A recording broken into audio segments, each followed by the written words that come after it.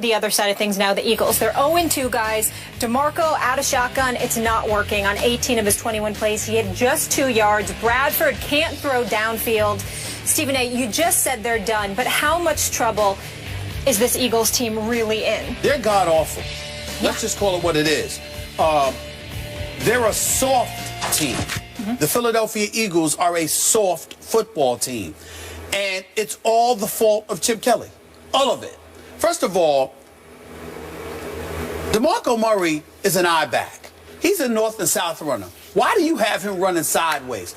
Now, you want to blame DeMarco Murray, fine, because it looks like he was stupid for going to the Philadelphia Eagles, because you got to know what Chip Kelly is doing. But Chip Kelly is supposed to be the bringers. He's completely misusing DeMarco Murray, and I applaud DeMarco Murray's heart. He was out there fighting yesterday. Now, granted, he wasn't getting any blocking from his, Barbary and Gardner and these boys, they didn't do anything. That offense, every time DeMarco Murray touched the ball, he had a hand on him before he could even make a move. They were not blocking for him at all. The offensive line was absolutely horrific and pathetic and inept, okay? They should be ashamed of how they performed. They should give money back for the way that they performed yesterday. That's number one.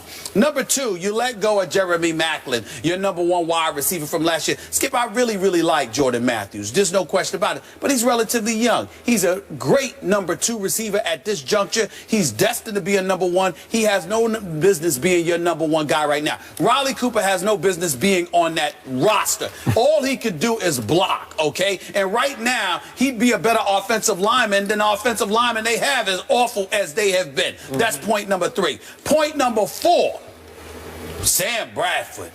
Lord. He's got a worse passer rating than Nick Foles. He's got a worse passing rating than Johnny Manziel, even though Johnny Manziel's passer rating is better than a lot of quarterbacks in the NFL over the first 2 weeks of this season.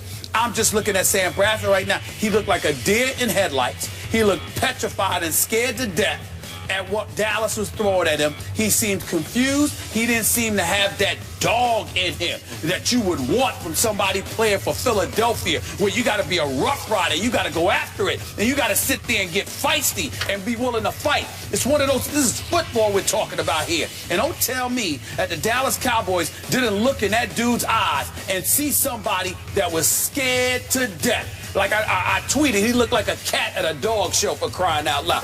Petrified of what was coming his way. It was really pathetic and how sadly bad Sam Bradford was. And so when I take all of those things into consideration, I'm looking at it from the perspective, Skip Bayless, that even though the Eagles have talent, and individually they got some cats on their squad that can play for anybody, collectively speaking, as they've been put together by Chip Kelly, they seem relatively inept. 5 of these 8 of the first 8 quarters of this NFL season, they have not scored a point. Not a single point in 5 of the 8 quarters. Don't give me the touchdown they scored last night. That was straight garbage. That was garbage time. Nobody's paying attention to that.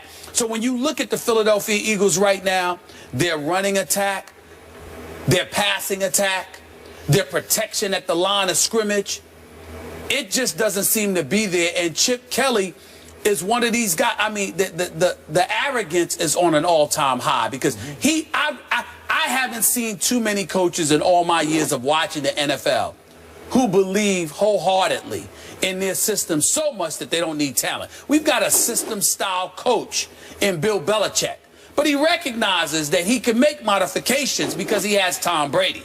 So at least he made sure he had talent somewhere. Chip Kelly is like, yeah, I need what I need. I ain't worried about talent. We got this covered because I know what I'm doing. And it's embarrassing. I worked in Philadelphia for almost 17 years. And there is, at no time does that city look more or resemble more of a morgue than when it loses to the Dallas Cowboys. So that's bad enough. But to lose to Dallas in this fashion, where you just seemed ill-equipped to even be on the same field as them, is so incredibly embarrassing. With no Dez, no Romo, no Dez, no Romo, and all those at home. Yeah. That's embarrassing. There's no excuse for it, Skip. None. First, on Sam Bradford, You will attest, I first guessed this one. Oh, no, I'm not second guessing. I first guessed. I didn't guess against. I would say this. I didn't guess against you because I didn't know. Okay. I watched him in St. Louis. I knew he could throw the football, but I didn't watch him intimately enough to measure his heart. You have been watching him since his days in college, and you've always questioned his heart.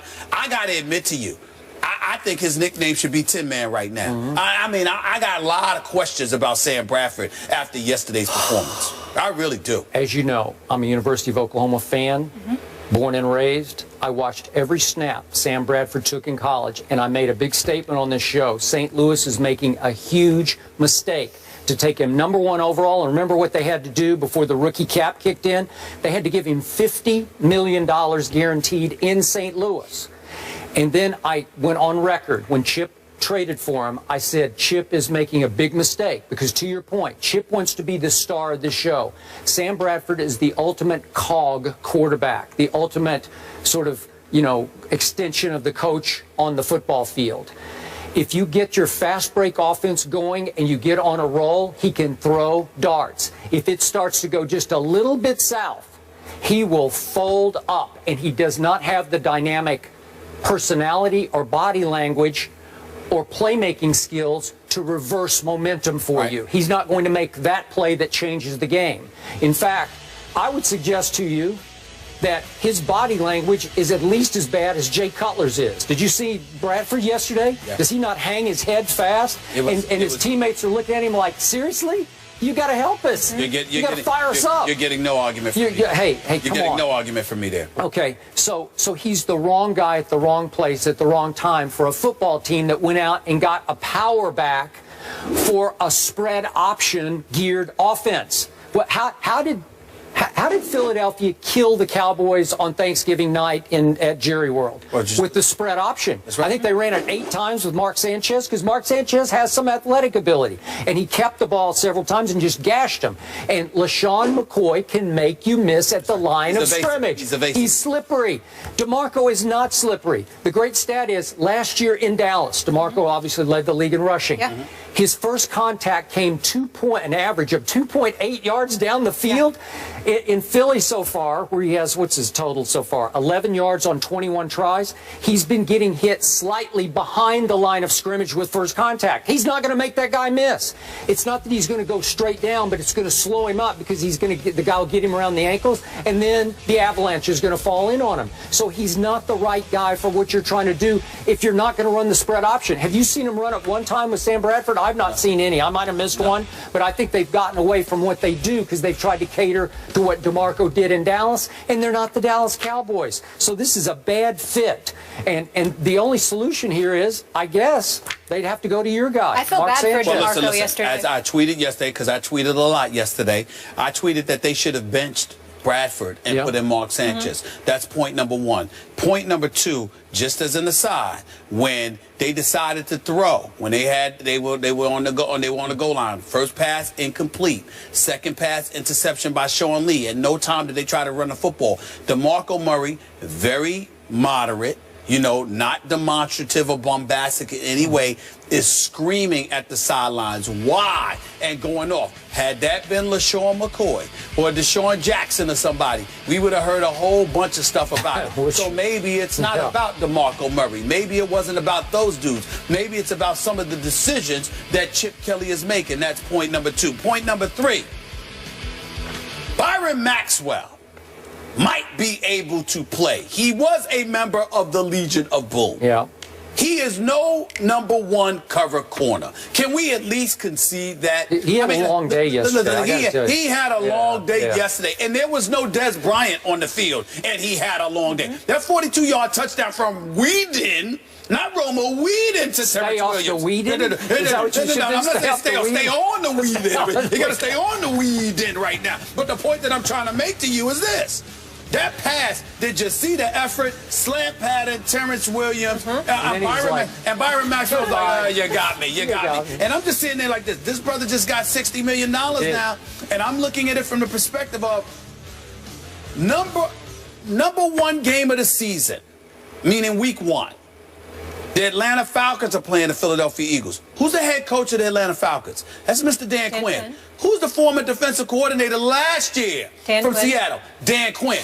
You think it's an accident that Dan Quinn went after Byron Maxwell? You think that's an accident? Granted, you got Julio Jones, one of the best of the game at wide receiver. Please don't get me wrong. But Dan Quinn was like, we gonna go after this dude because he might have some insight into Byron Maxwell's cover ability. So all of those things taken into consideration. You got Chip Kelly. He paid $60 million to Byron Maxwell. He ain't showing up. You got rid of Evan Mathis, which by the way you reneged because you said that you were planning to pump up the back end of his contract. Then you rescinded that offer, which is what upset Mathis. And you decide to let him go, knowing that you were going to need him on your offensive line. We ain't even getting into Macklin, Deshaun Jackson, LaShawn McCoy.